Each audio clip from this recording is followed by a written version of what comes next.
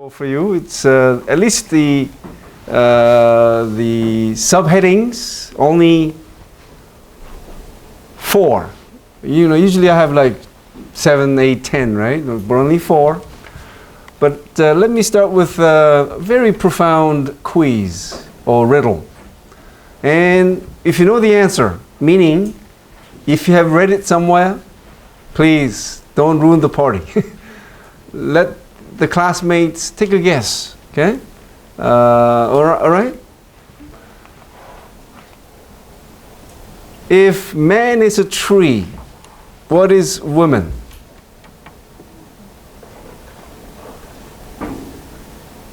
Anyone? Any men who wants to take a guess?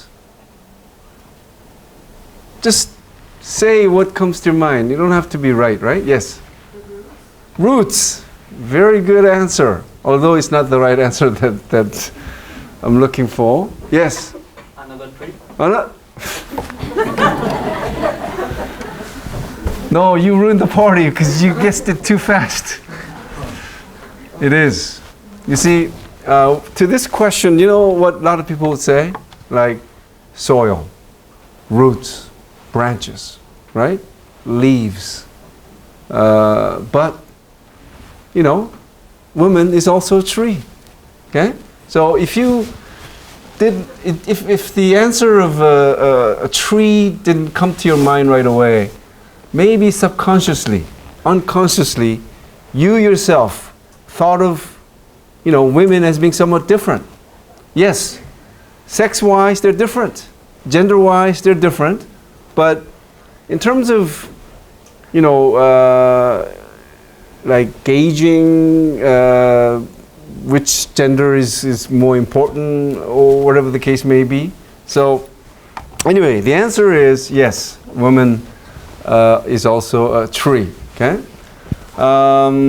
Imagine suddenly becoming a member of the other sex. So think about this. What would you have to change? So if you're a woman, just imagine yourself as a man. And if you're a man, imagine yourself as a woman. What what comes to your mind right away? This gentleman. Well, how would you change? Okay. And I mean that is given. Now you're a woman, okay?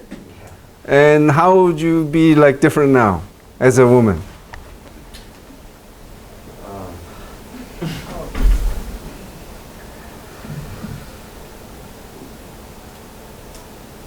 Or anyone else?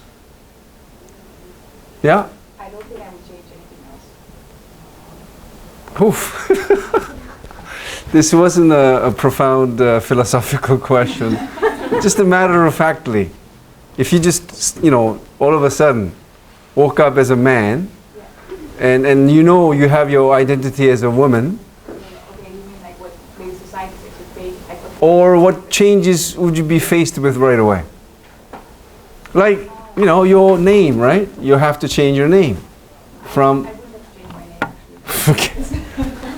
So in Netherlands it's the same... It would also be Oh, boy's name too. All right, anyone else? This should be a fun exercise. Anyone with something really funny, not pervertedly funny, but just, you know, sort of childishly funny. Anyone? Yes? You don't have to? Oh, okay. Hey, that's a really good one, right? I think wherever you go, if there are a lot of, if there's a big crowd, right? Always a big, long lineup in front of women's washroom. Not necessarily so for men's. Yes.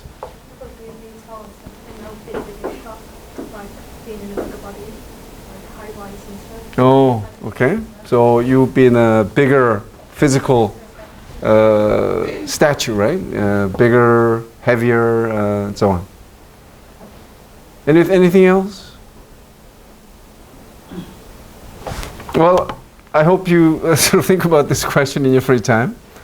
The next question is, what would be the benefits and costs of being, someone of the opposite sex?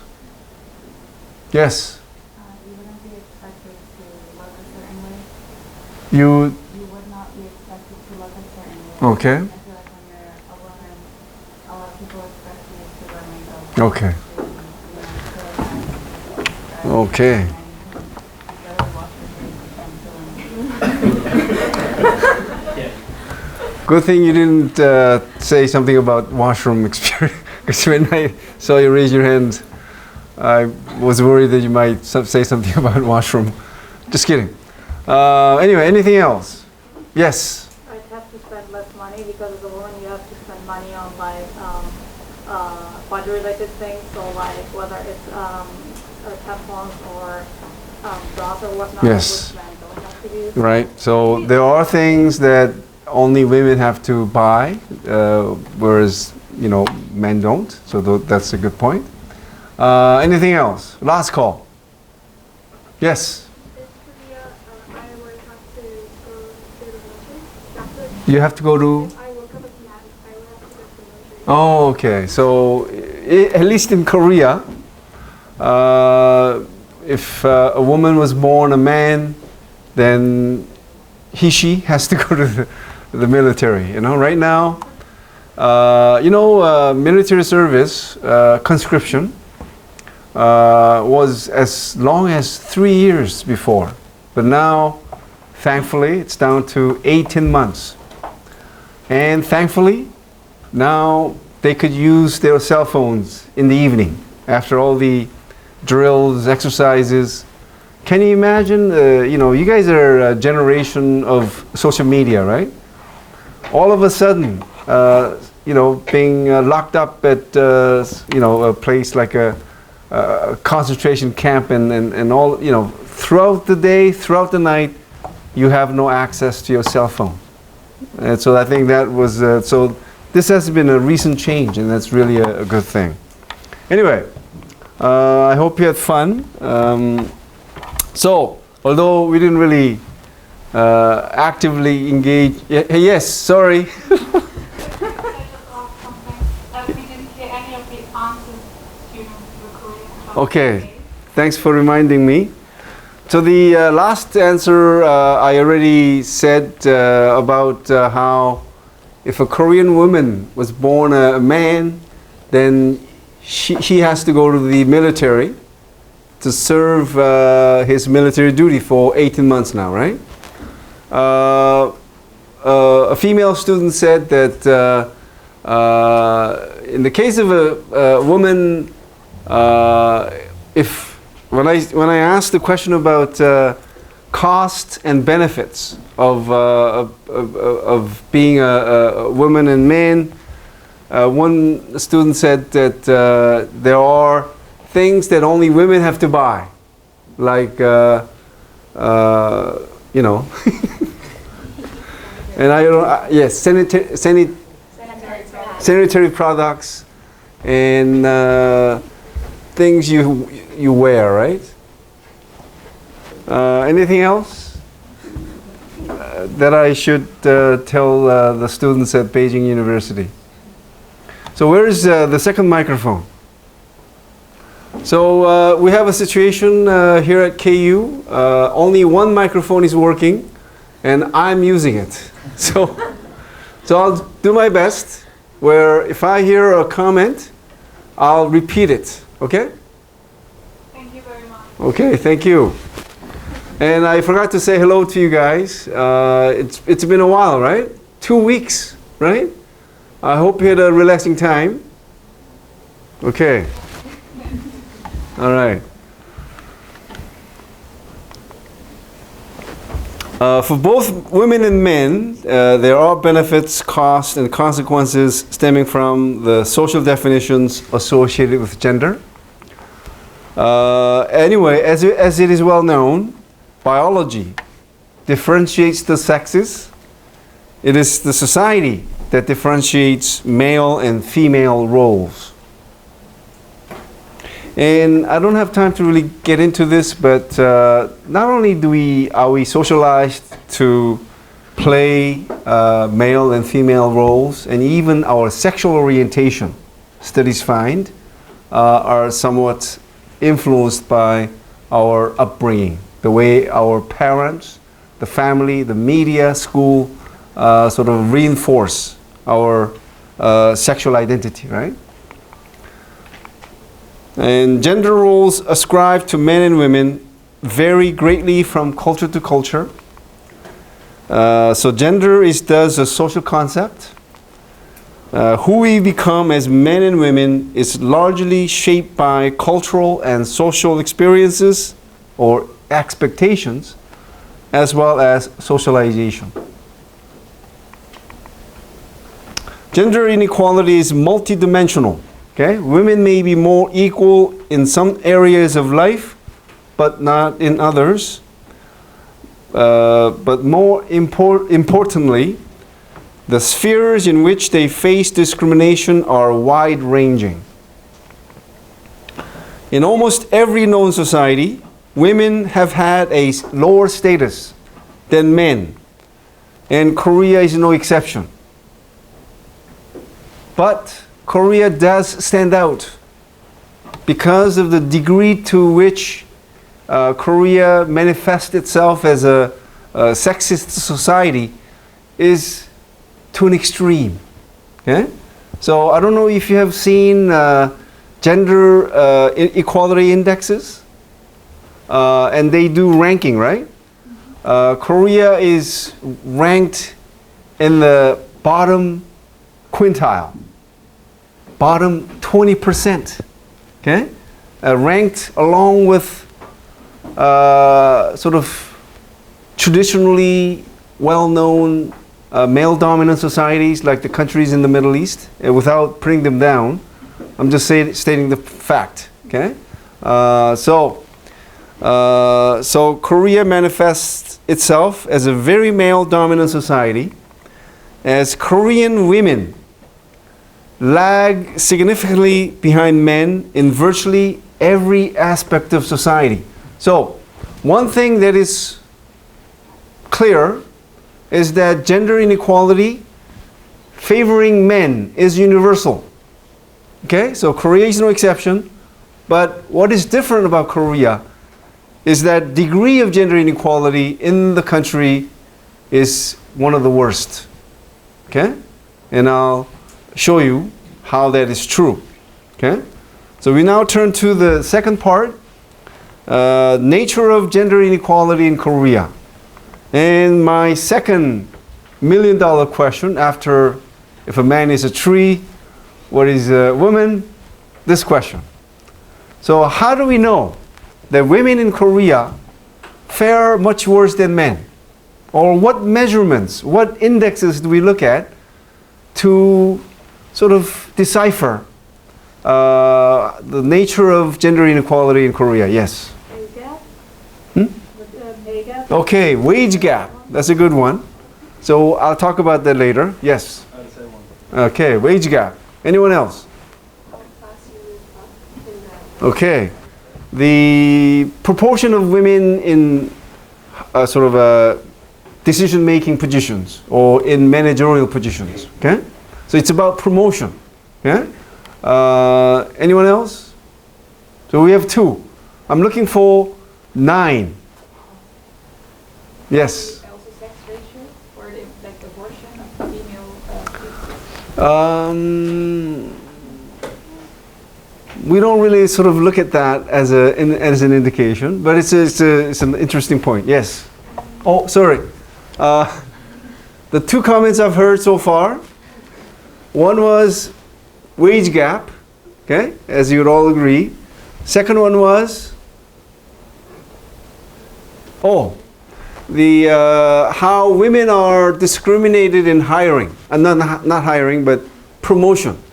Okay, so women are discriminated in promotion. So that's 2, and yes. And opportunities and transfer, like from the chit chat between the couple. You're talking about the work at home, or okay. Okay, so the third point is how women do much more unpaid work at home than men. So that's definitely a good measurement. Yes. Sexual violence. Wow, you know, that's really an amazing. How do you know this? Just kidding. Fourth comment was sexual violence. So do you think, because Korea is more sexist than other countries, that sexual violence is committed more often here? Because it's got to be measured. It's got to be able to. We got to be able to have data that show. You think so? Hmm.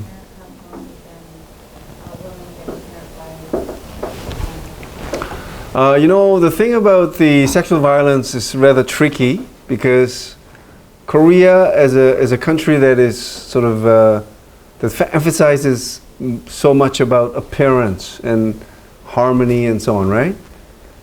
There's a really serious case of underreporting of sexual violence. So we don't really know. So in terms of reported cases, I don't know if Korea really stands out. So again, I have to agree with you emotionally, but whether that is supported by, you know, cold data, we have to look into this. And since you brought it up, could I ask you to look this up? Whether Korea's reported cases of sexual violence are, you know, in terms of per capita cases or per thousand population or whatever, is higher in Korea. That would be really something to look into. Yes?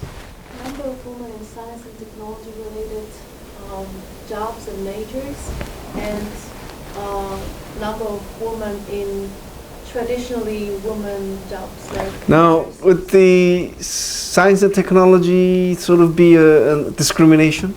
I know that women are underrepresented in science and technology field as a major, as a occupations, but is that a matter of discrimination or of choice made by? I'm just asking, without.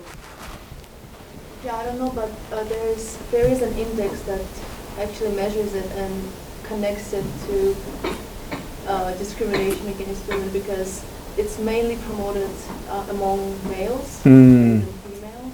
Okay, so again, I want you to think about this as whether there's any kind of a structural discrimination barring, you know, women from entering these fields, or it's just a matter of socialization at home, or again, I want you to think about this without giving you whether this is one of the 9 answers I have here, but definitely something to think about. What do you guys think? Do you think the fact that there are less number of women in the fields of science and technology is a reflection of gender inequality? Yes. This is not about Korea, but like in the US, for example, a lot of women, they do like a scientific feat, like the woman that wrote the entire code to go on the moon. Well, we don't know her name. No one knows her because we don't know the astronauts, which are males. And for the first female astronaut to go into space, it took a lot of convincing that women could be up to it. And like, so even if they can achieve, they're discriminated against, that the history forgets them. Like men, like erase their names and take their places instead, even if it was a woman. And also just to achieve the position, they'll be like, yeah, but the men did better, even if it's not true. But they'll assume that the men will automatically do better than the woman, and if she does better, then they'll just like treat her as a cold bitch, or like as a bad person. Could you? Oh my God! I don't know how I could relay this to the students at Beijing University. She just said that when humanity lands on the moon, we only remember men's names. Is that what I just? Essentially. I think you were being too generous about men, you know, being astronauts. Because I only remember one name among all the astronauts who landed on the moon. Who's that? What the name am I talking about? Yes, only one guy.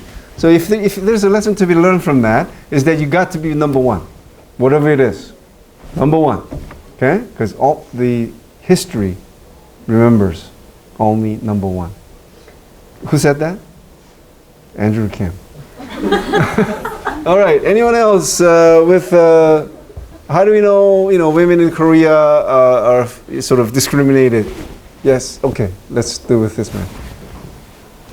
Go ahead. Stuff like social benefits, like the amount of maternity leave and stuff like that. Like saying, So if women enjoy longer paternity leave, not paternity leave, but parental leave, than women, is that a case of gender discrimination?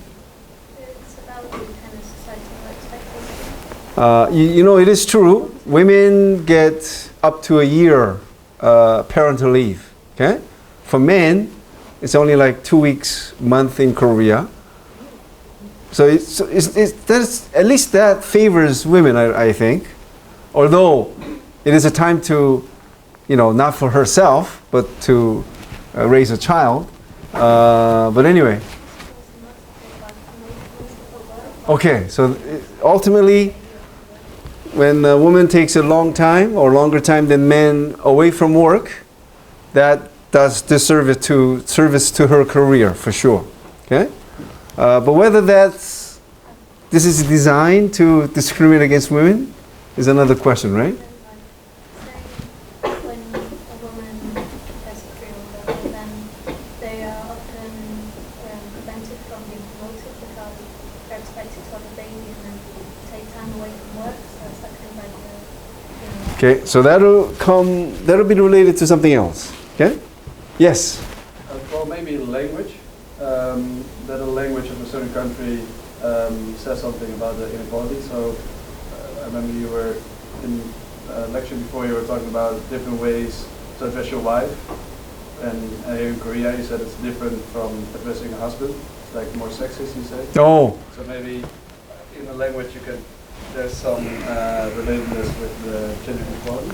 I think your answer is more about the causes of gender inequality rather than, like indexes that show women in Korea. Because I think sexist language is it almost universal?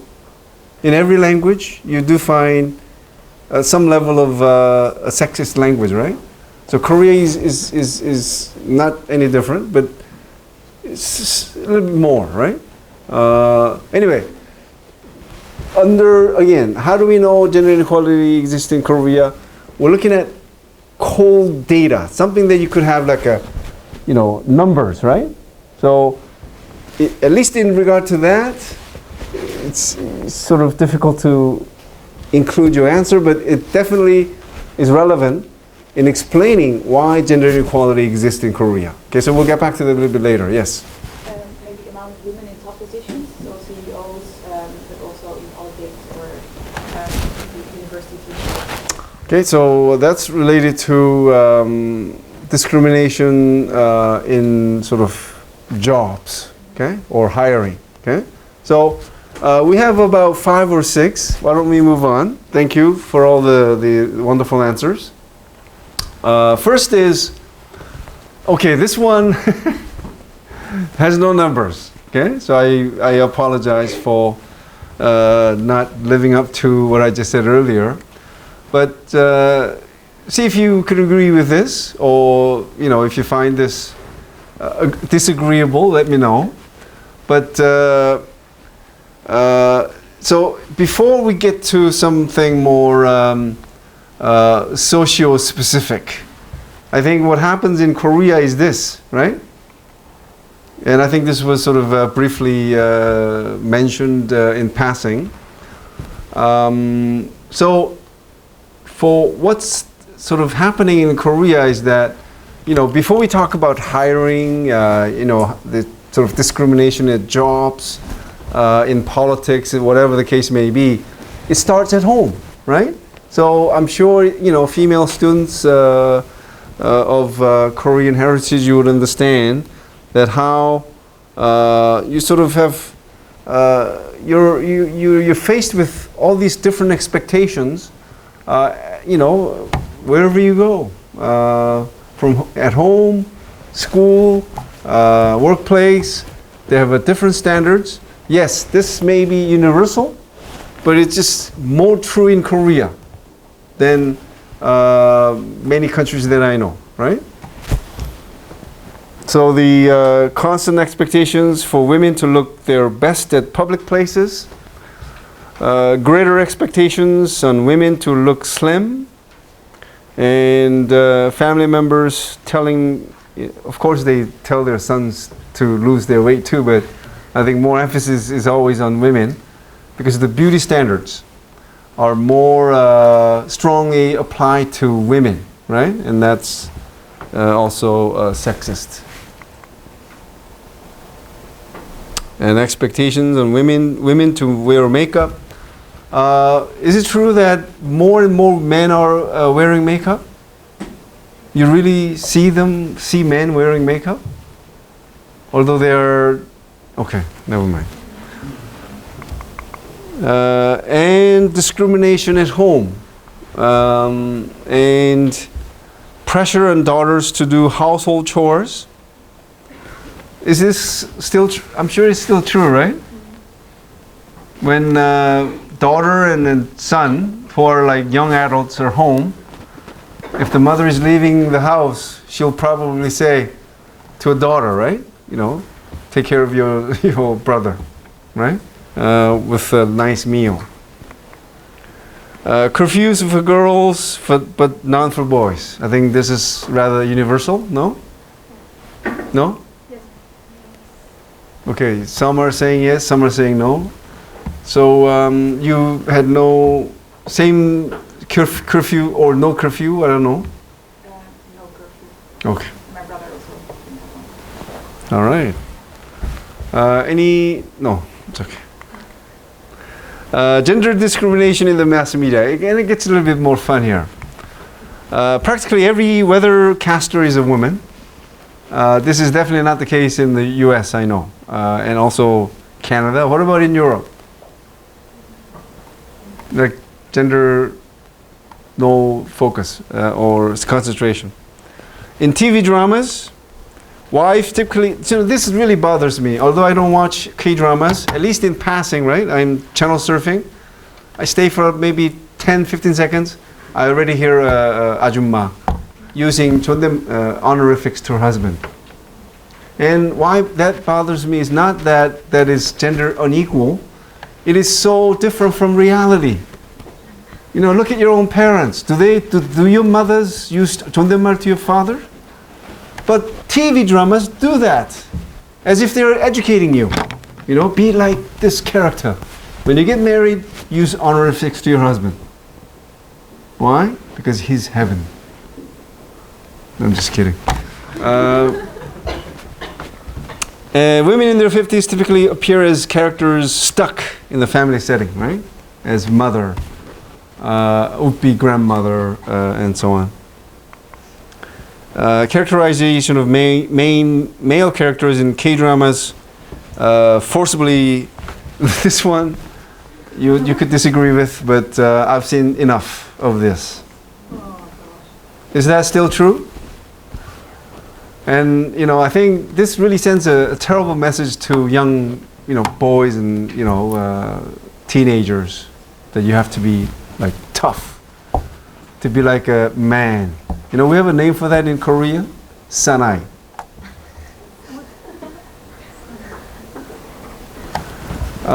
So please, if you ever run into a guy like that, not a good candidate to be a boyfriend, and never mind husband. Because if a man does that in any given time, he'll do that all the time. Okay? Seriously. So anybody who throws this kind of a temper, that means that he will show that throughout his life. So you gotta find a man who is peaceful, peace-loving, who is never violent, like me. All right. Second is unequal authority relationship between spouses at home. You know what Is that too wordy? How do we find whether men and women in the house are more or less equal or unequal? Do we count how many punches men have thrown and how many punches women have thrown? Again, if you were to quantify this, what kind of measurement do we use? How is household work? Like serving laundry and stuff? Yes, yes. So that's something she mentioned earlier, right? So we measure the kind of authority relationship between at home by measuring the time spent by husbands and wives doing unpaid work. Okay? So, who do you think do more work at home? Men or women? Universally speaking. Women. Okay? And what did I say about Korea doing it a bit more? Or, manifesting sort of a worse situations than in other countries? Look at this. Korean men spend just 45 minutes a day doing unpaid work, like cleaning, cooking, taking care of children. Now, if you just say, 45 minutes a day, that's not bad. But that's why international comparison comes in handy. What about other men, like in Netherlands or Finland or the USA? And how much time do they spend? 138 minutes. So Korean men are spending what? Only about a third of the OECD average. Okay? And Korean women, on the other hand, 227 minutes a day. And I'm sure every Korean female, or not female, not just female, but every Korean student would sort of agree with this, right? That when you're home, it's always your mother doing everything, right? Now, this is just an overall average. If you're a good student like me, you'd be like, what about double income couples, right? Both husbands and wives are working. What is their ratio? And it's even worse than this. Okay, so here's a nice graph. So the blue dot is where men spend doing household work. Okay, so meaning, in the case of Sweden, women do 207 minutes of household work. Men do about 150. That's what it is. Blue point is where how men's sort of spending time doing housework measures up to that of women. So you can see how Korean men, right, has the lowest time, the smallest amount of time being devoted to doing household work. Why? Because they're sanai. Real men. Okay? So this is, again, if the other the data was about overall average, okay? Whether women are working outside the home or not, whether men were working outside the home or not, they were all mixed together. But this one looks at only the couples in which both work outside the home. And the trend is the same. Wives spend 129 minutes a day doing household work, unpaid. What about men? 17 minutes. Okay? That's really terrible. I do at least 20 minutes a day. I'm just kidding. I'm a nice guy.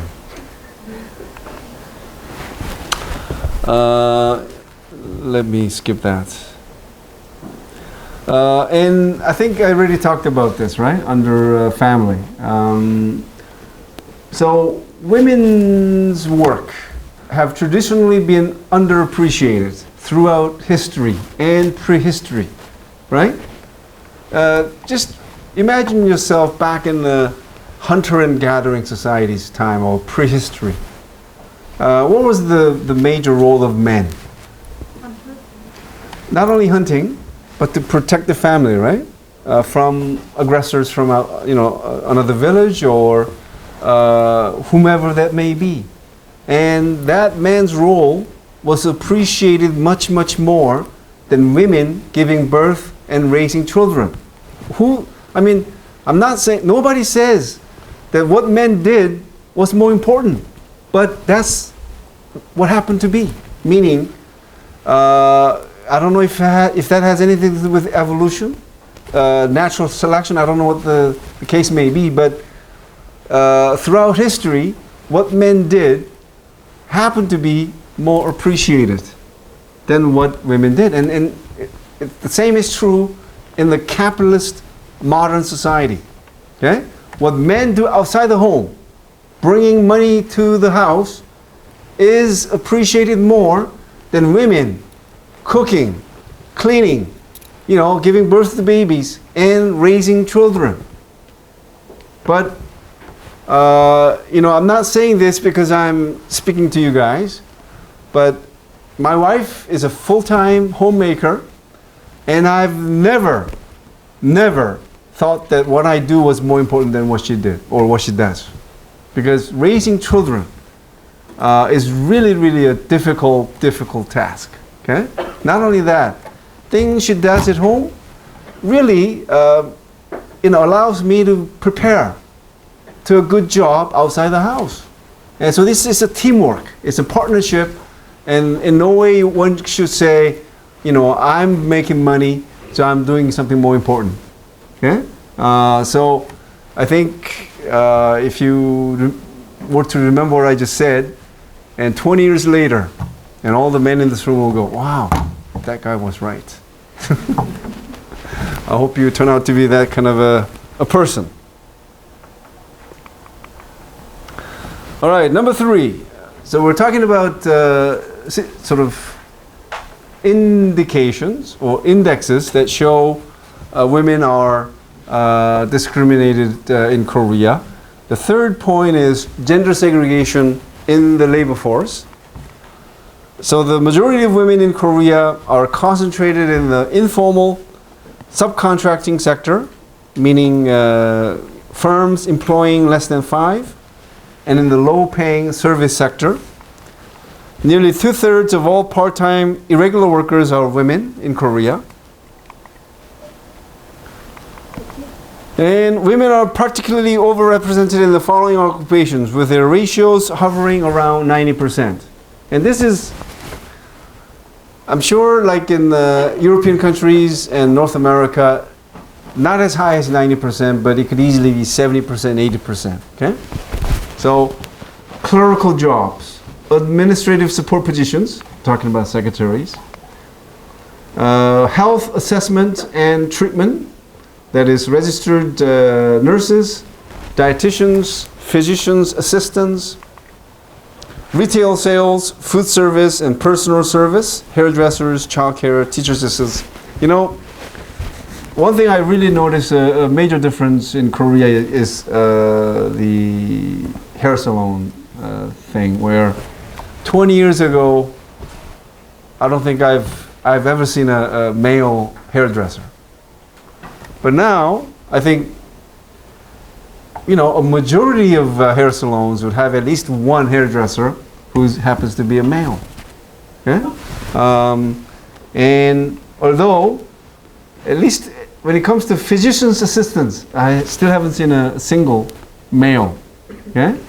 Another major different changes that is happening is that in terms of registered nurses, there are increasing number of males who are nurses, and also flight attendants. You see a lot of males now, right? But I don't think there was a single one in Korea like 20 years ago. So there's a sort of a gender neutrality, or neutralization happening among some of these occupations, but there are still non-professional, except registered nurses, of course. Okay? Men, on the other hand, comprise a large majority of physicians, professors, dentists, lawyers, accountants, scientists, and other high-paying and prestigious professionals. Just give me a ballpark figure. What do you think would be the female proportion of all these highly prestigious and high-paying professions? Roughly. 1/3. 1/3. Very good try. Anyone else? That's a good enough try. So you can see how from 2010 there has been some improvement. Okay, so for dentists, only about 26% are females. Doctors of Asian medicine, about 20%. Pharmacists, almost 2/3. Professors, only a quarter. Okay. Legal experts, only about a 1/5, and physicians, 24%. Okay, so one area where there is discrimination is professors, because ultimately, after the interviews, it's the committee members who decide, and they happen to be mostly males. Okay? And this is where they get discriminated for sure. I have experienced it. I mean, not personally, but I've seen it happen. Okay? Okay, discrimination against women in hiring, and this is the part that is really disheartening. Okay, because you'll be facing. I'm talking about Korean women. This very practice. Okay. Just for fun. I have data for that, okay? For new recruits, let's say 2017, 2 years ago. I don't have an exact data for the year 2017, but let's say in any given year, okay? So let's pick 2015. Of all the new recruits at 500 stock listed companies, we're talking about the biggest, best companies that you want to work for, right? What proportion do you think of the new recruits comprised of women? And in those years, female graduates of colleges have exceeded that of males. Again, more females graduated from colleges than males from like 2010. From 2010, the same pattern exists. What proportion of new recruits in any given year from 2010 comprise of women, you think? If you want to talk about graduation ratio, like male and female, I would say 53% to 47%, favoring females. So shouldn't new recruits have the same or similar pattern? Or at least half, right? Think again. This is from 2010, but I'll show you more updated figure. You can see how, you see the familiar conglomerates? So in 2010, at LG, only 20% of new recruits comprised of women. You see the numbers clearly, right? SK, 20% same. Hyundai Heavy Industries, 9.7. Is there anything heavy at Hyundai? Something you could not lift? Just the name is heavy. You don't have to lift anything there, but I think it uses the name to discriminate against women openly. And I don't know why Samsung did not disclose this. I mean, if it didn't stink, I'm sure it would have disclosed it. Okay? And you noticed how Lotte, whoa, highest, right? You know why, right? Lotte has many service-oriented industries like department stores and tourism, kind of, right? So it's not that the CEO has this sort of open-mindedness. Okay, it's the nature of their industries. So So as in 2013, it's about the same. So the same is true at publicly owned corporations. Yeah. And so again, we have more females attending colleges than males. The difference is quite significant, as you can see, right? Like 8%. Okay?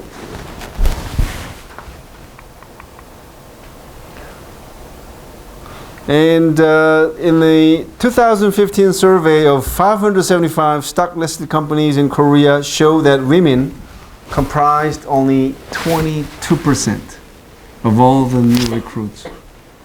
So just guess, how do companies discriminate against women? Although there are like these, you know how you have to write these sort of exams? Women, they do better than men. But how do they end up with this small number?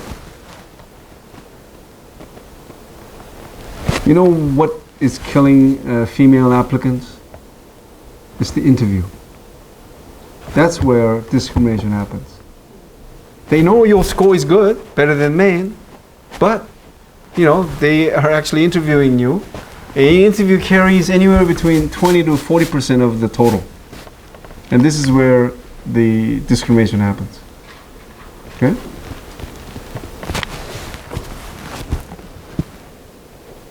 And figures for women at the top 10 conglomerates were even worse.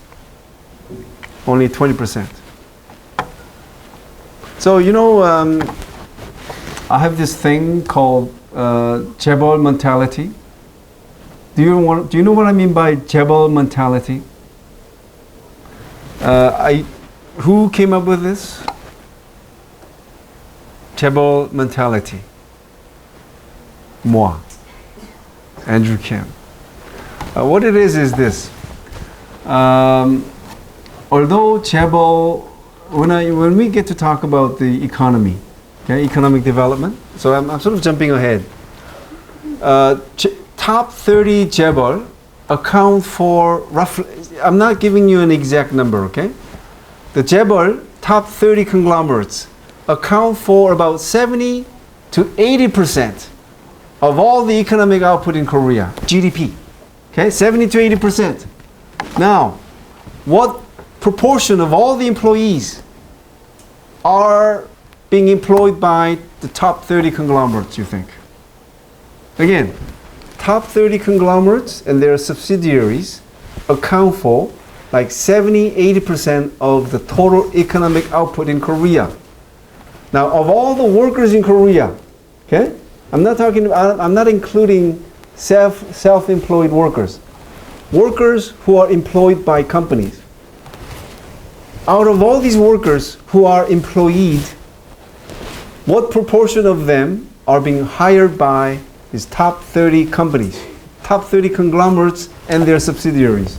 Just, 70%, 60, 50, 40, what? Including irregular workers hired by the top 30 conglomerates, is less than 20%. So that's why 재벌 is not good for us. Why? It is responsible for all these economic activities, but the number of hirees is so small because there is no competition. Now, if you're buying a TV, what do you want to buy? It's Samsung or LG. If you want to buy a air conditioner, which one do you look for? LG or Samsung? But if you go outside of Korea, whenever you want to buy something, your choices are so many, okay? And that, it's good for the economy. When there is competition, the economy is good. But we have these, what I call 재벌 mentality, where we like things made by 재벌, okay? We want to work for 재벌, right? But is 재벌 good for us? Given the numbers that I just told you, right? The 20%, egregious discrimination against women, and they are running the economy, and yet when it comes to the number of hirees, it only accounts for, less than 20%. And yet you like 재벌. You want to work for 재벌. You want to live in an apartment built by 재벌. Isn't that true? You want to buy 재벌 products. Something that is not good for us. So, something to think about. I'm not saying, become an anti-재벌. All I'm saying is, if you have just somehow blindly liked 재벌, sort of have a more balanced view. Okay? It's not really the best economic system to have, where we have this 재벌 dominated economy. Okay? Keep that in mind. I think I got too excited. Excuse me.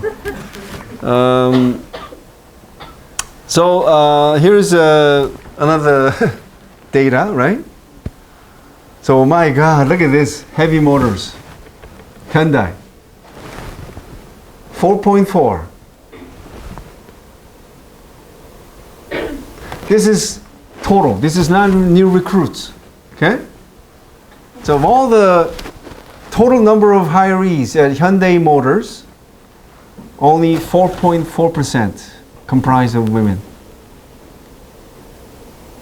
Okay?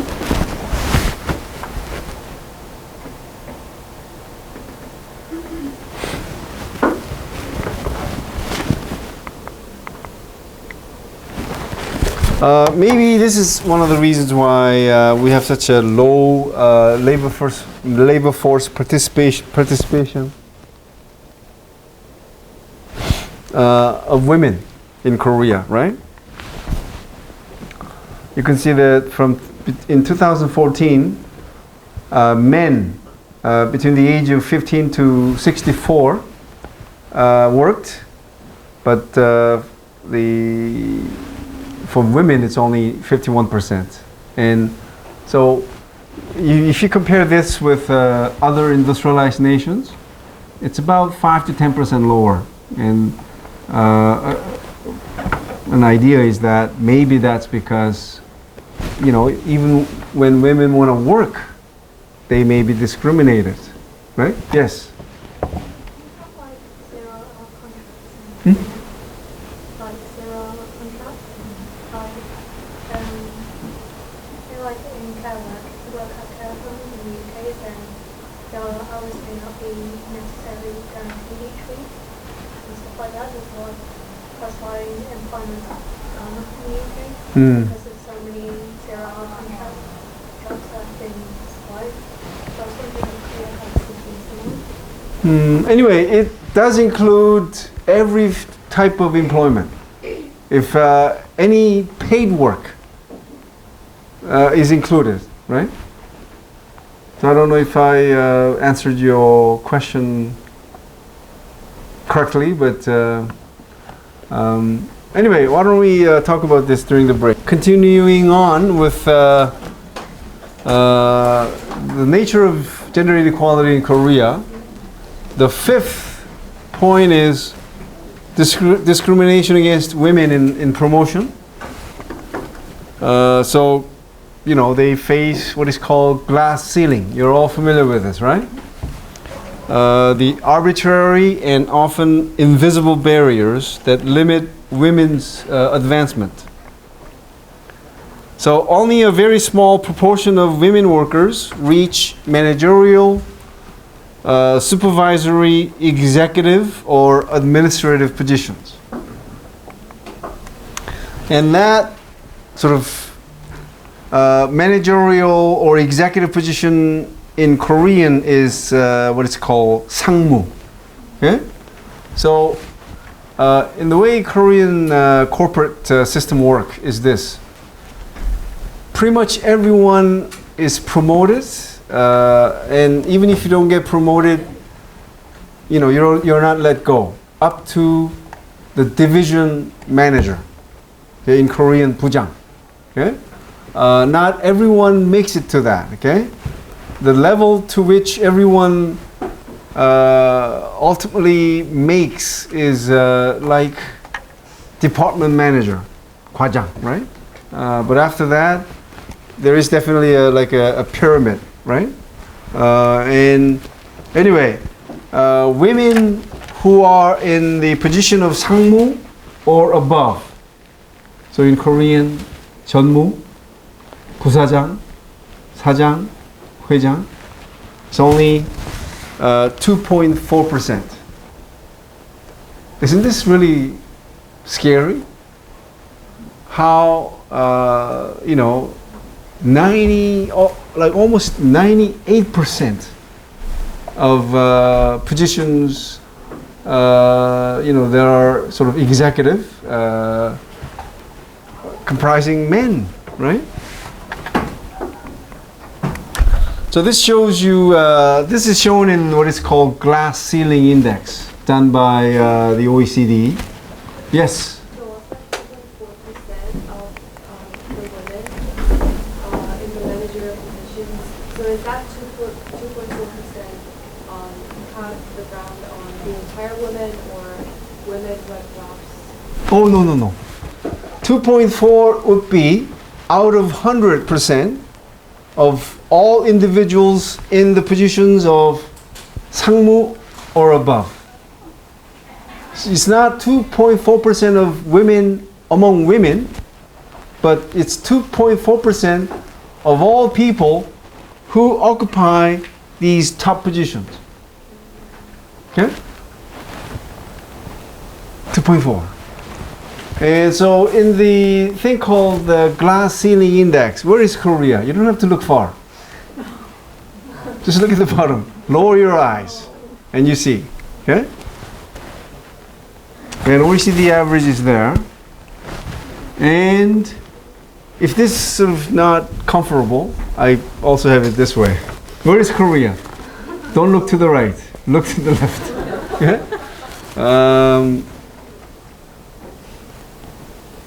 Okay? And there's a thing called glass cliff. Have you heard of this expression before? So because of maybe some societal pressure, whatever the case may be, let's say women do get promoted. And what do they face? Oftentimes, the studies have shown, they face a glass cliff. And this is what it is. So after having broken through a glass ceiling, women are more likely than men to find themselves on a glass cliff. Why? Because of this. And again, this is not just a theory. It is based on findings. Okay? Yes. Again, there is a societal pressure, right? For companies to promote more women.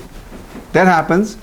But when they do, more than men, they are assigned to positions to which they are less prepared to be successful, or to positions or units which are in trouble, okay, or having troubles, or do not really have much resources. Okay, so glass ceiling sort of going together with the concept of glass cliff. Okay. Sixth sort of point about discrimination against women is yes. Just a question about the glass cliff. cliff. Is it like specifically Korean or is that in general? Oh, this is in general.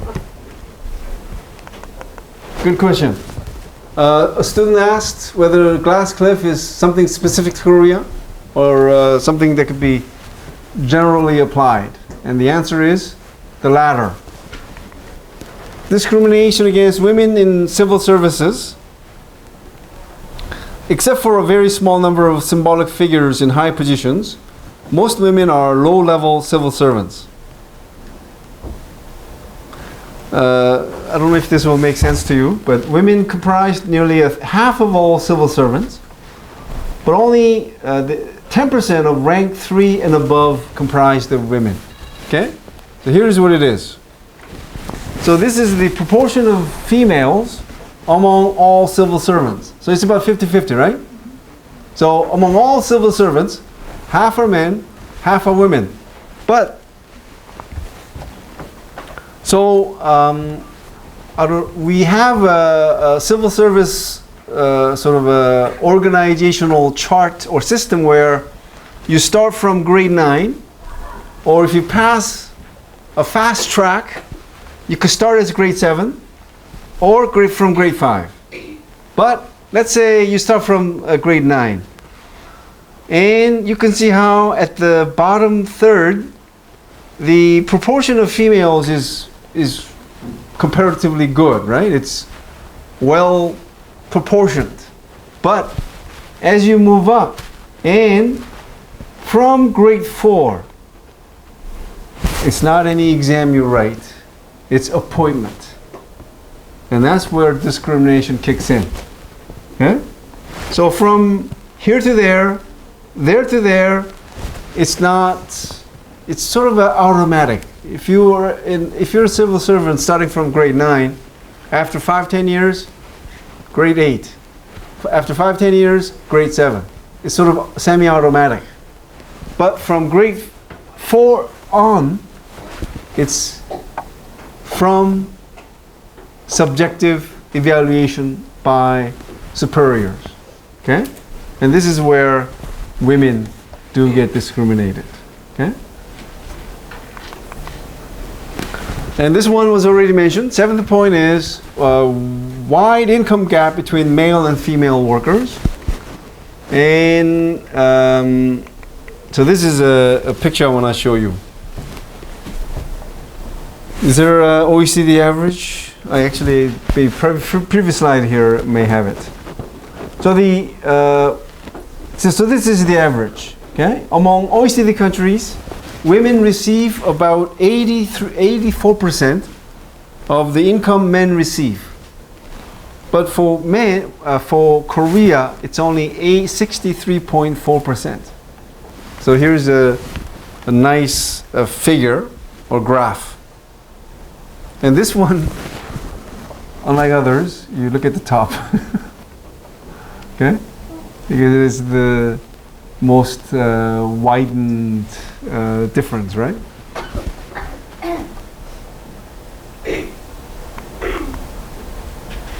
I'm surprised nobody mentioned, not specifically that is. Eighth, and this is a good discussion question, which I'll raise later. But anyway, the point is, we have underrepresentation of women in politics. And this is one of the key indexes that that is looked at in measuring gender inequality in any given country. Okay, so so this is the thing, and so it could easily be 2019. It's about the same, about 17% of lawmakers in the National Assembly comprises of women. Okay, so it's been so Korea has made significant improvements since if you look at from 1948 to 1992, it was under 5%, but now it's up to 17%. Do you think that's not bad in comparison to the world average, or it's much lower? You think? What do you think is the world average for the proportion of women in national politics? Higher? Much higher, or just slightly? Okay, that much is true. So you can see how this is for local politics. Women comprise about 28%. So they do better at the local politics level. Okay.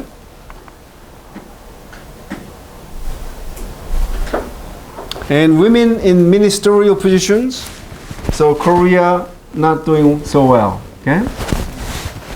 And what about? So here's the world average. So Korea stands at 17%. World average as of 2015 is 22%. Okay. So I think this is one area that women haven't really caught up with men, but the question is this a necessary condition? Having more women in politics, is that a necessary condition to improve women's equality or gender equality.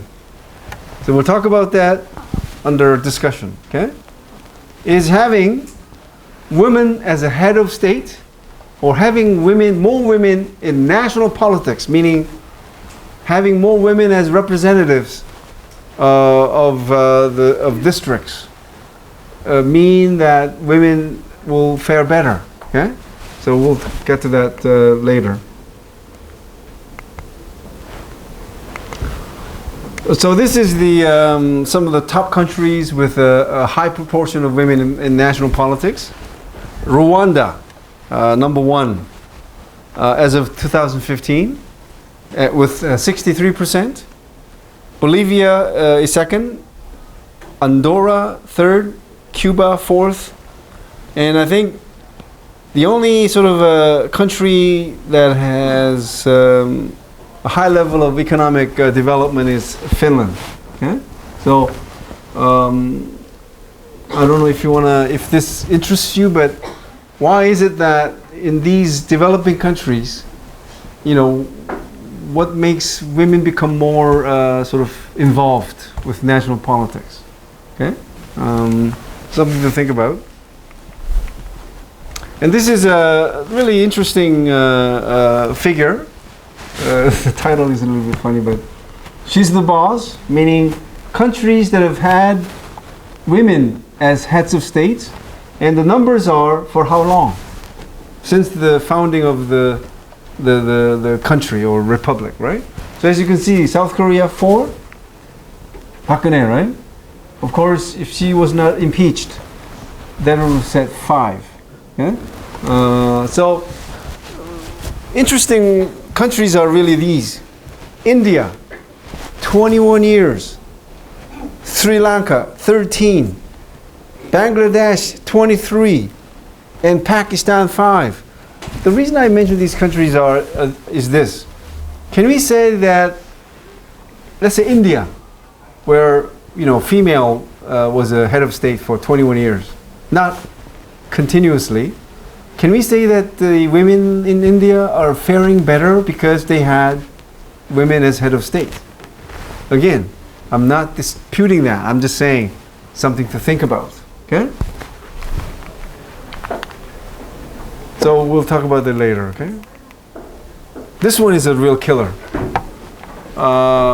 Amazing. And so don't think that I'm showing you this to in any way make an argument that Korea is a really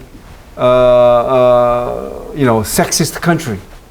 But this is a fact, an amazing fact, a fact that I've got to know only recently, and I was so shocked,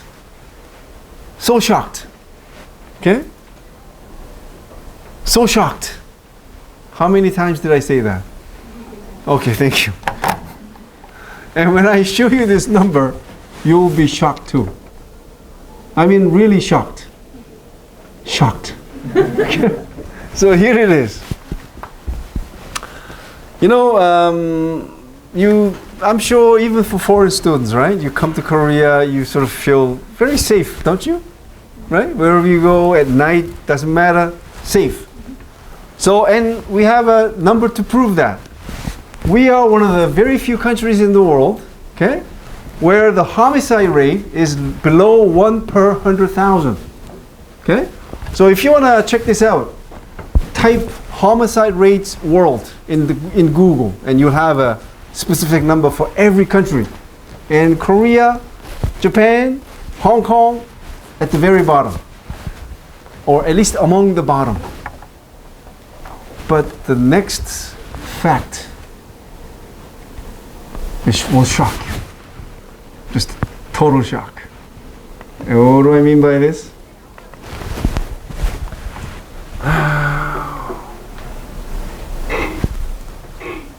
Don't tell me if you're not shocked. These 3 countries, Korea, Japan, Hong Kong, are the only 3 countries in the world where more than half of all homicide victims happen to be women. Now, If you look at just those three countries, you go, you know, what's the big deal? But look at this. Worldwide average is only 21%. Okay? In the world as a whole, only 21.3% of homicide victims happen to be women. And what was the Korea's rate? 52. And you may go, oh, what about other countries in Asia? Here it is. Philippines, 12%. China, 21. So what's going on? Comparison. USA, UK. I mean, you don't have to look far. Just look at the world average. Isn't this amazing? Tell me if it isn't amazing. He's shocked, right? Thank you. Anybody who is not shocked? I'm sorry for smiling about this, but it was really a shocking. Oh my God! How many times did I say shocked? Shocking. Yes. Do we know the cause, like the reason why these women were murdered? Well, we know for sure. You know, I mean, everywhere else too, right? The culprits are typically who? Relatives or Husbands, ex-husbands, boyfriends, ex-boyfriends, right? That cause is universal, but with the numbers we know, Koreans just do more, much more than the world average. Okay?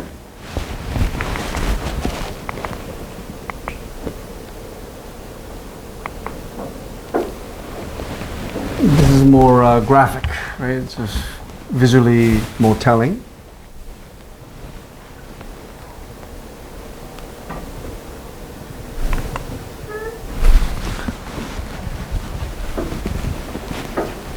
So in the absence of wars, crime and social conflicts, women in these countries are more likely to be harmed by men they know. Okay? And here's the cases of sexual violence. One thing, I just wanted to show you this to show that it's increasing. You know, so, you know, I'm not too mindful of the number of cases, but even for reported cases, again, which are seriously underreported, the fact is, it is increasing. Okay. Now, as for the question of whether this is an indication of gender inequality, that is also an open question. What do you guys think? Is it an indication of gender inequality or not? One further, if there is like an estimation of how many cases go by unreported, but usually there's like. Oh, I'm not. Are you talking about this or the homicides? Like both. Okay. So is there like, for example, the sexual assaults? Is there like an estimation of how many cases are unreported? Oh, it varies, but it is said that only about 10 to 20% are reported in Korea. Okay. And yes, underreporting is universal, but it's a difference of degree. Okay. Yes. Yeah, I was basically saying maybe the crimes went down, but the reporting goes up. Okay, that is definitely a possibility. It is. The trend shows that it's increasing because more women are reporting rather than the actual cases of sexual violence are increasing. Good point. Good student. Thank you. So, this is the last part. So, given all the data or the trends that I've shared with you, why? So again, you would agree that gender inequality is universal, but it is, worse in Korea. Is that agreeable? If that is so, why? So I'm not talking about these obvious causes. If you pick up a book on gender inequality, these are universally mentioned. Okay, why we have gender inequality? They all mention these. Okay. Now, in addition to these factors, Can we name something that is uniquely Korean? Or not maybe unique, so uniquely Korean and something more relevant to Korea than other countries? What did you say? Yes. Confucian culture. Okay, thank you. A student said Confucian culture. That's definitely a good one. So, Confucianism. That is one. What else? Okay, something uniquely Korean. If not uniquely Korean, but more relevant to Korea than other countries. Yes. Okay, so Korean language or Korean sexist language. Thank you. That is definitely true too, because it's somewhat worse than in other languages. Yes. Maybe also the media depiction, as you mentioned before, that in dramas like the Thai version be rather violent, is portrayed a lot in those TV shows, and it's not really expressive something bad. So do you think that's more relevant here in Korea than other countries? Maybe, but also I have to consider, and I'm also thinking of how widespread it is getting now, so maybe that isn't as Korean now. Okay, another student mentioned sexist media. Yeah. Lookism. Emphasis on looks. I mean, the factors you guys are mentioning are all good, although not mentioned here. Okay, you know, the emphasis on looks, the role of the media, which tends to be definitely more sexist, I guess. Anything else? Last call. Okay, so here we go. I'll show you what I have first, and then explain them one by one. The following factors also play a powerful role in the Korean context. The first one, obvious one, is Confucianism, right? Second one is military culture. You know, do you know how many countries have conscription in the world? Let's say out of 195 countries, let's say. Only about a couple of dozens, I think. Okay, so this is unique. And the fact that we have this belligerent North Korea, right? Makes this military culture more tangible, more urgent. Okay, so again, I'll explain this a little bit further. Men. Have you heard of the expression that men are? I never liked the way we use the weak in as a swear words. You know, study of swear words across cultures show that it's usually the weaker, okay, individuals or physically handicapped, or taboos, sexual taboos, and animals, poor animals. You know how often we, you utilize like dog, whatever, right? And we have that too. And I really feel sorry for that, you know? And men are, what do we say? Wonderful animal too. Not men, but when we say men are whatever, right? Pig is a wonderful animal, isn't it? Anyway, excuse me. So my way of using swear words is this. If you want to hear the worst swear words from me, is this. Unrecyclable nuclear waste. Now that is a real swear word. Not like, son of a whatever, right?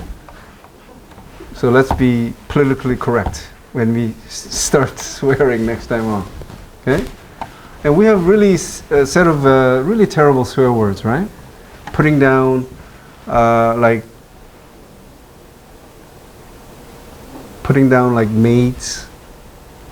How do you translate sang, whatever. Lower class, right? We use that as a swear word. It's terrible, right? And, okay, excuse me for being sidetracked here. Men and also female prostitution. Yeah? Again, prostitution is universal, but it is done more here. Okay? So, again, it's a big question whether this plays a role in gender inequality. Okay? So something to think about. Sexist language.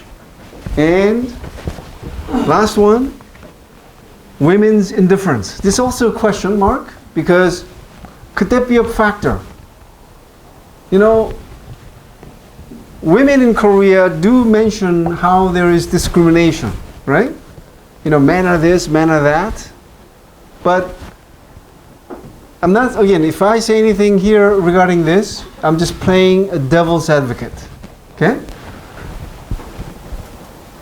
Is action, activism, part of sort of achieving gender equality?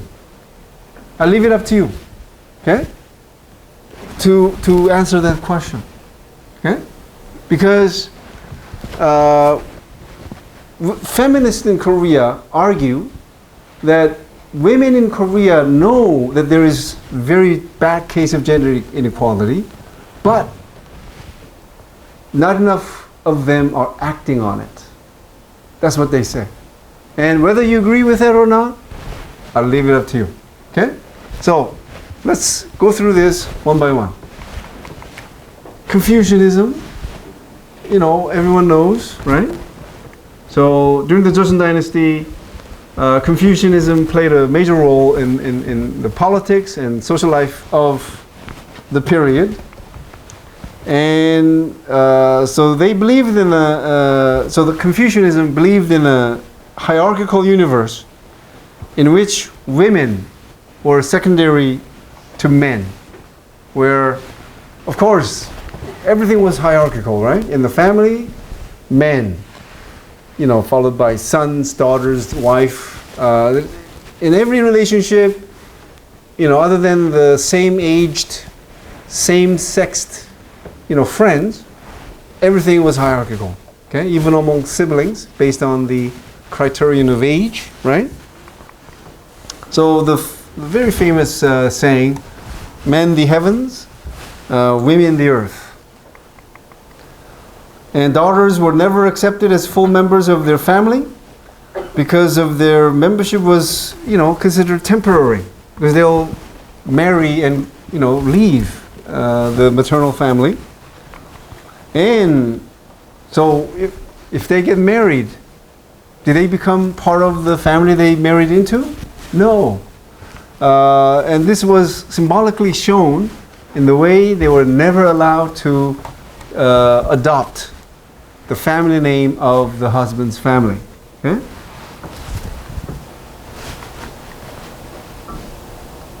And this is still happening today, right?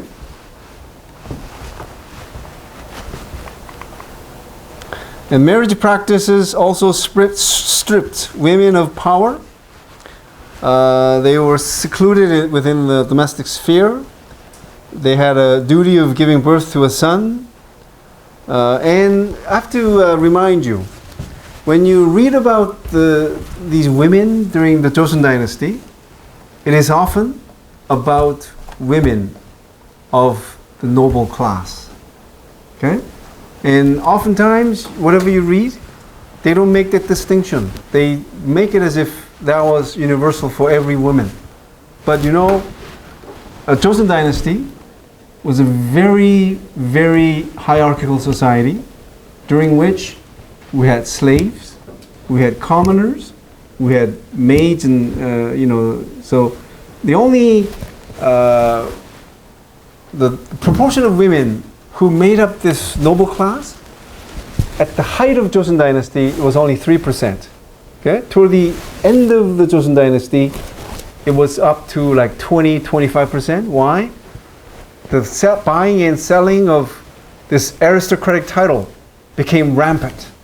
Okay, So many of you, if you have a noble last name, that's because, again, I'm not saying who bought what. Maybe my grandparents bought it. I don't know, but I do have a Yangban last name, the aristocratic last name. But that is so common for Koreans.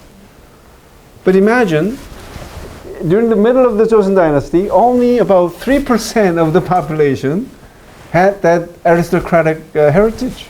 Okay, but now, by toward the end of the Joseon Dynasty, it included up to like 30% of the total population. Okay, so anyway, I just wanted to point that out. Okay,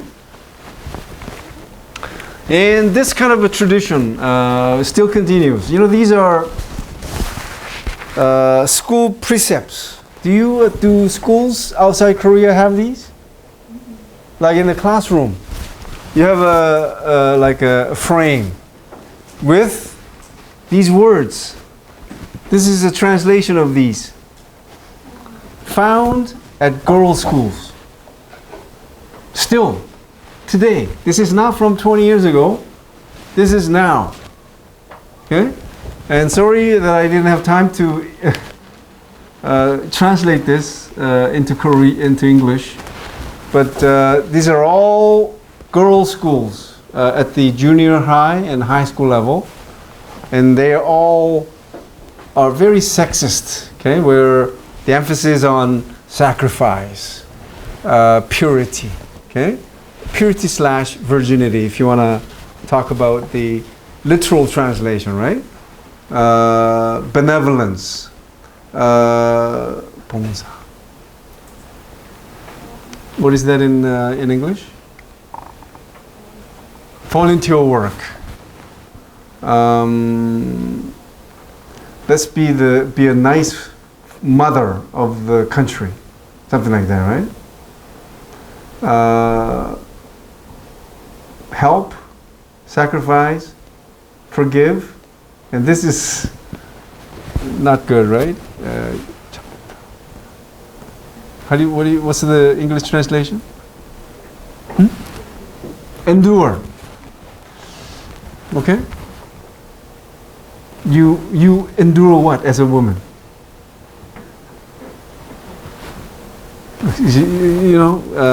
Because there could be it's okay. So there was during the Joseon Dynasty, there was a sort of a saying, right? You live as a deaf for 3 years, as a mute for 3 years, and a blind for 3 years, because life was so terrible. Okay? Because the rights as a woman, as a wife, as a mother was just simply non-existent. Especially if you didn't give birth to a son. Okay? And unequal relationship between the couple were legislated into laws, and this is what I mean. Only men had the right to divorce their wife, women did not. Okay? And if you committed any one of these, your husband could, divorce you. And men at the time, we're talking about aristocrats, Yangban, right? They openly had concubines. Okay? And women could not be jealous of that. Okay?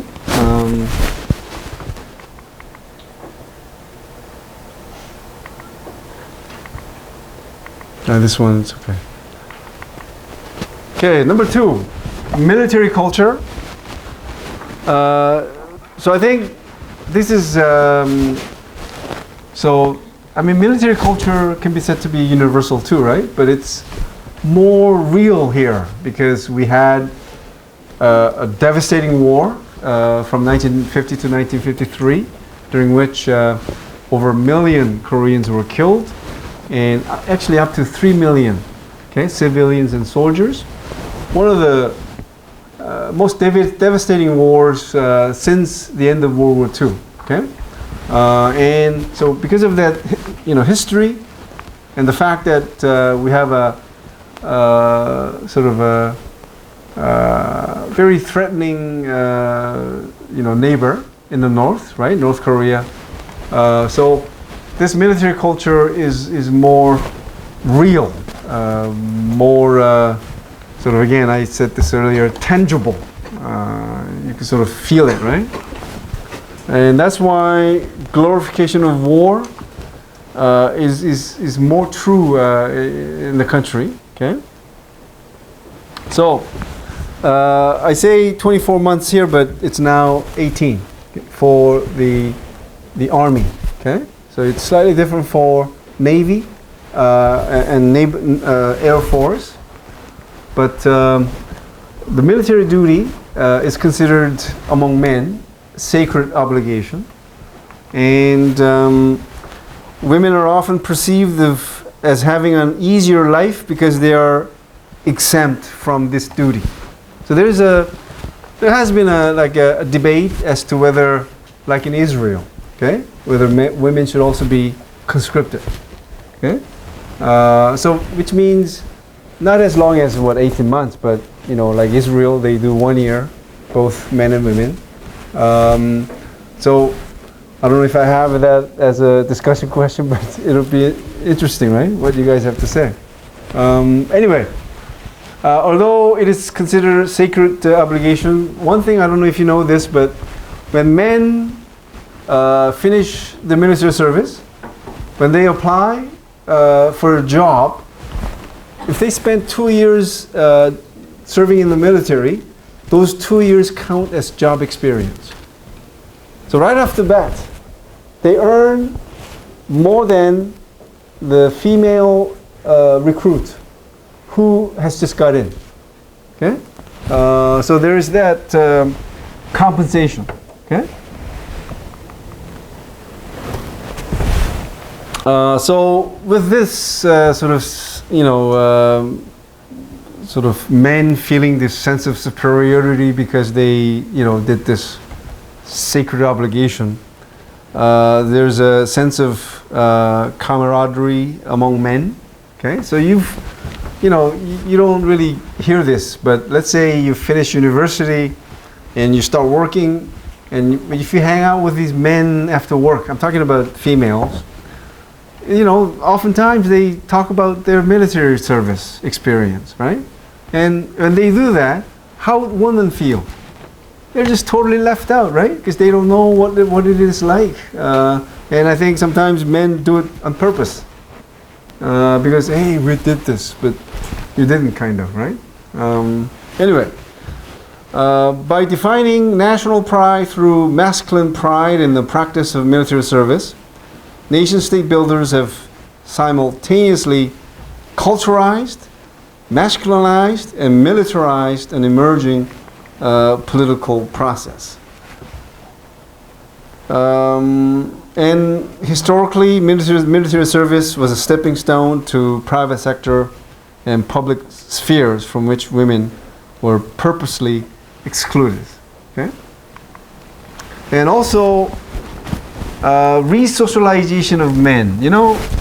I've also seen students in the Division of International Studies, before going to the army, they were like very playful and somewhat undisciplined, right? But they come out after 2 years, wow, at least for the first few months, just different person. And why does that happen? Because for 2 years, what do they learn? They learn to obey the command of their superiors. Okay? It's a complete obedience. Okay? Because in the army, what happens? Can you say no? No way in hell. It's really top-bottom command system, and Korean companies are much like, or run like the military, they say. Okay?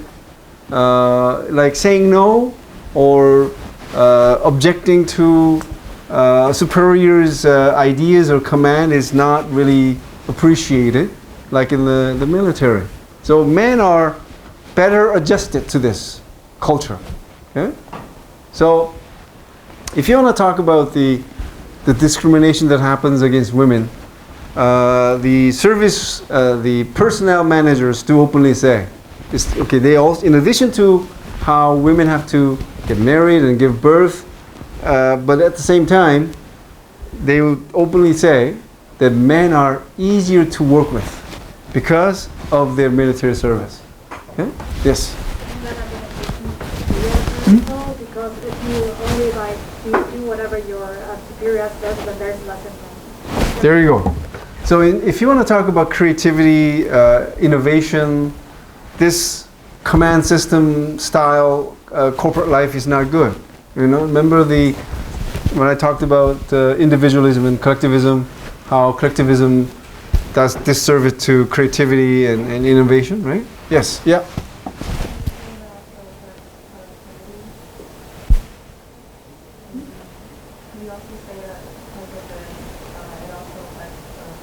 So in a negative way?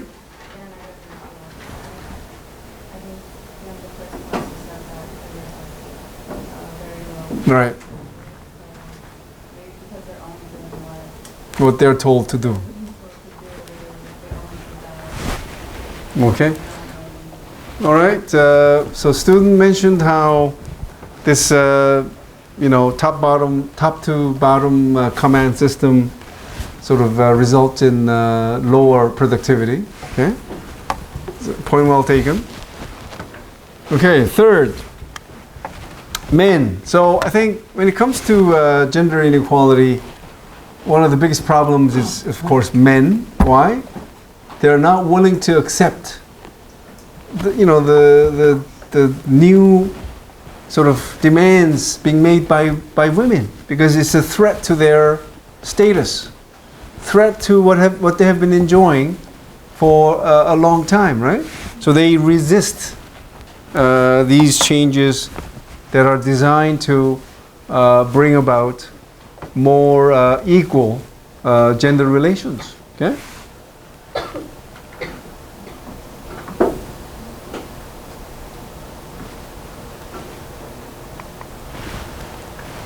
Okay.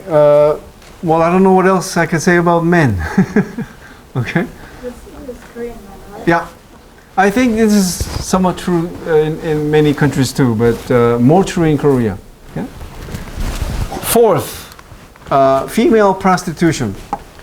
This is a very sensitive topic, and I won't tell you the kind of data that I know, because it is just too shocking.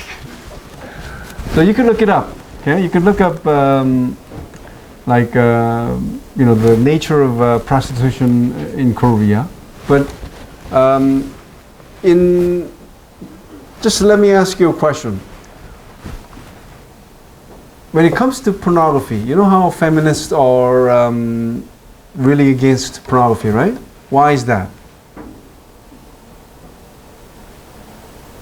Why are feminists generally against pornography?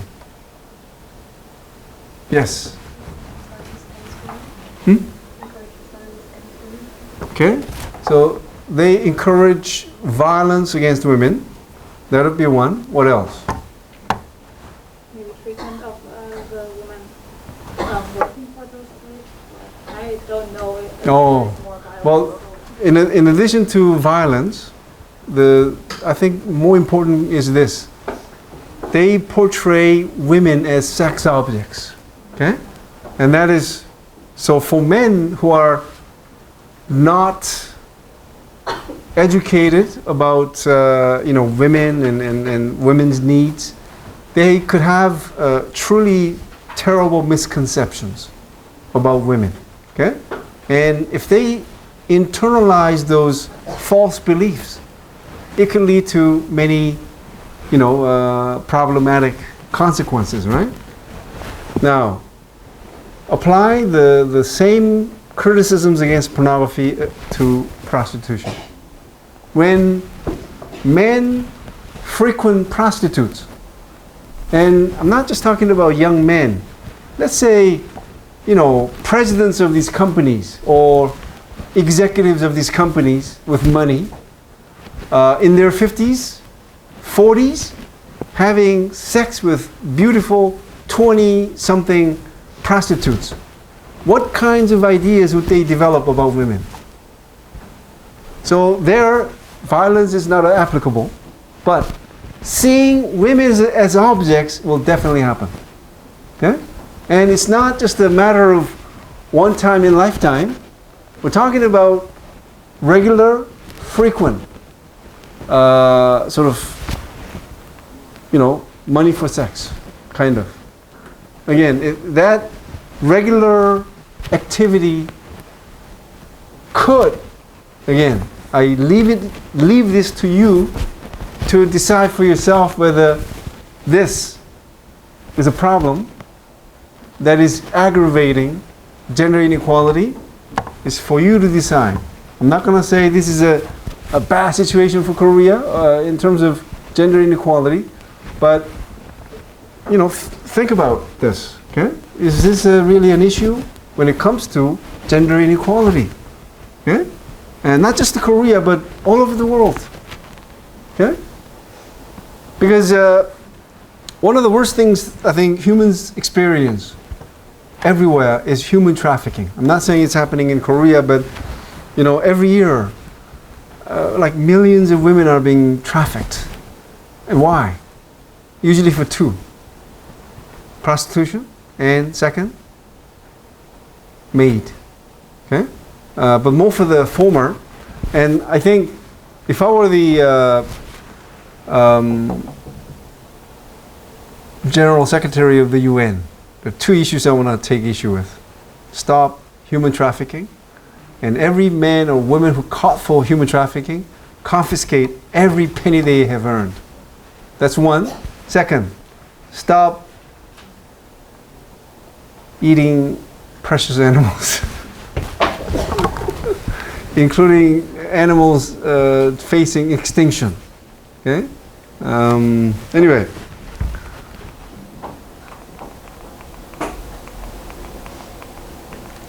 So one thing is this, Korean society as a whole is very tolerant of prostitution. I think that's definitely true. Okay? So prostitution debate in Korea is that, anyway, we'll talk about this a little bit later under discussion. So I'm going to give you some time to have the discussion, okay? Group discussion.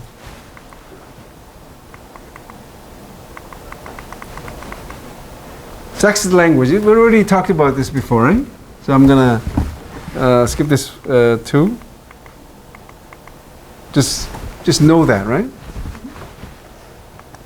So the wife, remember the 처녀, and also 미망인. And I told you about this one, right? This really amazing example of sexist language where womb, which in English is neutral, right? But in Korean, it's like a son's house, okay? Literally speaking. Okay, this is the very controversial one. Because Western style feminism has now taken root in Asia, especially Korea. And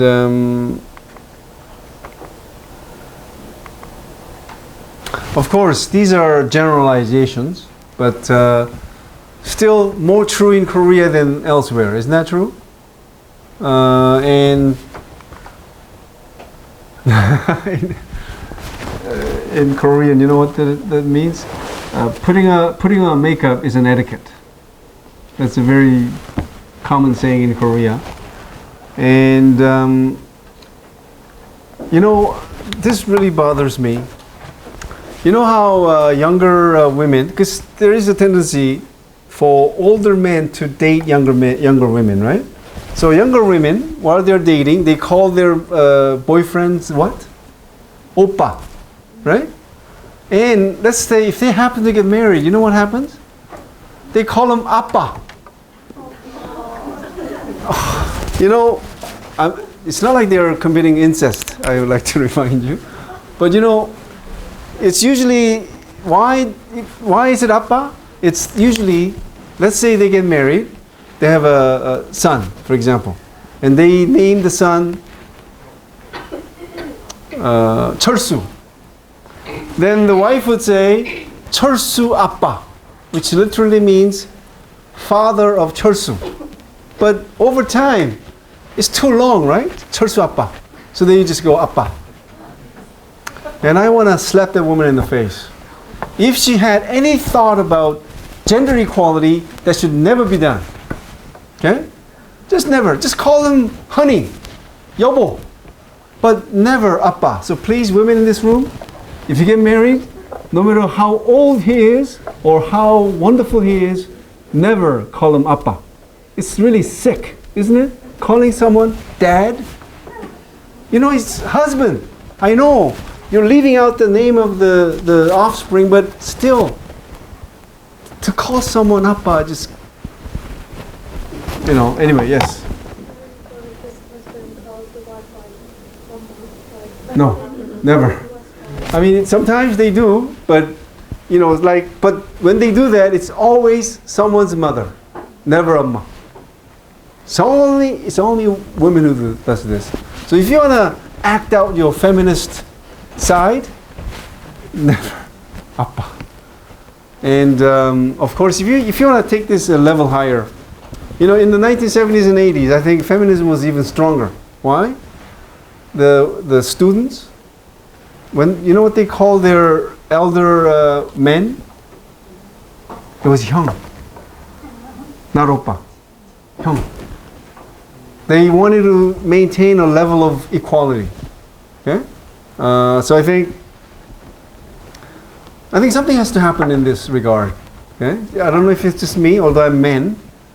You know, is it okay for women to call someone older oppa? I mean, I want to hear from Korean students. I know it is a convention, right, that you call someone older than you oppa, but whether that contributes to gender inequality, I don't know if you thought about that. But think about it. Because when you call someone oppa, you are creating this natural hierarchy. Oppa is someone older than you, okay, who has more power over you. And you are giving recognition to that. I know I'm just carrying it a little bit too far, but you know, if you want to think about gender equality, it's got to be started somewhere. Where do you start? Where do you start? Yes. I have a question. Do you mean like only the word oppa, or do you mean like in general, like bigger terms like oppa and hyung? Because I have a question. You say that oppa is a term that gives men more power over women. Right. Is that in terms of like all these kinds of like hierarchy terms like oppa, on or is it just concerning oppa? I don't follow your question. It's just that even not only, you know, men that younger women are dating, even in just class setting, someone older than this woman, she would call him oppa if they get to know each other. Whether that's okay from the perspective of gender equality, I'm just raising a question.